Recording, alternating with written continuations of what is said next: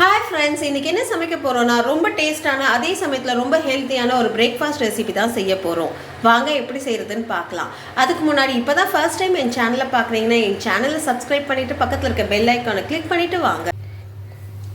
ஒரு கப் முழு பச்சை பயிரை கிண்ணத்துல சேர்த்துப்போம். கிராம்னு பார்த்தீங்கன்னா 100 கிராம் இருக்கும். இப்போ தண்ணி விட்டு நல்லா கழுவி எடுத்துக்கலாம். பயிரை நல்லா கழுவி எடுத்துட்டேன். இப்போ இது ஒரு 1 hour ஊறட்டும். 1 hour பச்சை பயிரை நல்லா ஊற வச்சாச்சு. இப்போ இதை குக்கருக்கு மாற்றிக்கலாம். தண்ணியை நல்லா வடிகட்டிட்டு குக்கரில் சேர்த்துக்கோங்க.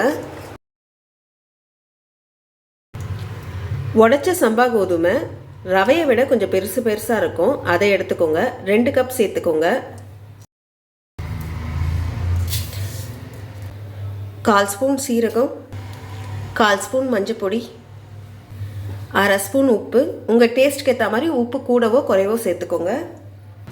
இந்த கப்பில் தான் பயிரும் கோதுமையும் அளந்தேன். இதே கப்பில் தண்ணி அளந்து ஊற்றிக்கலாம். மொத்தம் 8 கப்பு தண்ணியை சேர்த்துக்க போகிறேன்.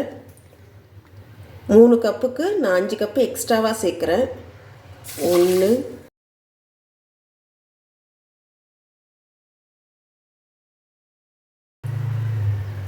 8 தண்ணி சேர்த்து ஒரு வாட்டி நல்லா கலந்து விடுங்க. நல்லா கலந்து விட்டு இப்போ அடுப்பை ஆன் பண்ணிக்கலாம். இப்போ இது ஒரு கொதி வரட்டும். நல்லா சலன்னு கொதிக்க ஆரம்பிச்சிருச்சு. இப்போ மூடி போட்டு 4 விசில் வைப்போம்.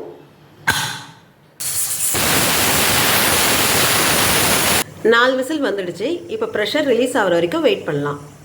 ப்ரெஷர் நல்லா ரிலீஸ் ஆகிடுச்சு. இப்போ மூடியை திறந்து பார்ப்போம். கலரி விடலாம். நல்லா வெந்து வந்திருக்கு. சூடாக இருக்கும் போதே நல்லா மிக்ஸ் பண்ணி விடுங்க. அந்த சூட்லேயே நல்லா மசிஞ்சிரும். நல்லா மிக்ஸ் பண்ணி விட்டுட்டேன். இப்போ இது ஒரு ஓரமாக வச்சுருங்க.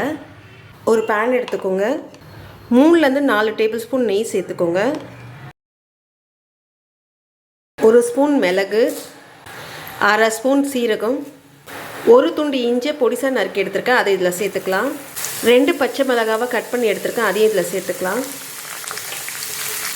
தேவையான அளவு முந்திரி நல்லா செவக்கட்டும். முந்திரி நல்லா செவக்க ஆரம்பிக்குது.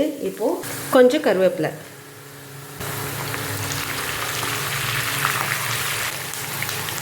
போட்டு நல்லா பொரிச்சாச்சு. இப்போ அடுப்பு ஆஃப் பண்ணிவிடுங்க.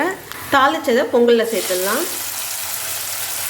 ரொம்ப ஹெல்த்தியான பொங்கல் ரெடி ஆயிடுச்சு. இந்த வீடியோ உங்களுக்கு பிடிச்சிருந்தா லைக் பண்ணுங்க, ஷேர் பண்ணுங்க. அப்படியே உங்களுடைய கருத்துக்களை எனக்கு கமெண்ட் பண்ணுங்க. இது வரைக்கும் என் சேனலை சப்ஸ்கிரைப் பண்ணாதவங்க சப்ஸ்கிரைப் பண்ணிட்டு பக்கத்தில் இருக்க பெல் ஐக்கானை கிளிக் பண்ணிட்டு ஆல் என்ற பட்டனை பிரஸ் பண்ணுங்க. நன்றி, வணக்கம்.